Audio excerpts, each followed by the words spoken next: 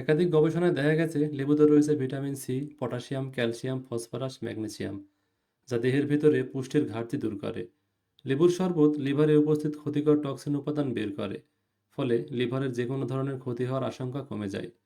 আসুন জেনে নেই সকালে গরম পানিতে লেবুর রস কেন খাবেন। ঘুম থেকে উঠে খালি পেটে গরম পানিতে লেবুর রস খেলে দেহের ভেতরে পিএইচ লেভেলের ভারসাম্য ঠিক থাকে, ফলে দেহের কার্যক্ষমতা বৃদ্ধি পায়। লেবু ত্বক ভালো রাখে, শরীরের অ্যান্টিঅক্সিডেন্টের চাহিদা পূরণ করে এবং কিডনির পাথরও প্রতিরোধ করে। লেবু ত্বকে ব্যবহার করতে পারেন। লেবু ব্যবহারে চেহারায় বয়সের ছাপ কমে যায়।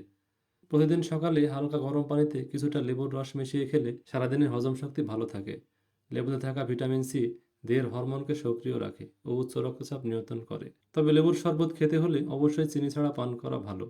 লেবুর ভিটামিন সি স্কার্বি রোগ প্রতিরোধে সাহায্য করে। সকালবেলা ঘুম থেকে উঠে বাসি মুখে লেবু পানি পান করবেন। যদি ডায়াবেটিস না থাকে তাহলে লেবুর সাথে পরিমাণ মতো মধুও মেশাতে পারেন।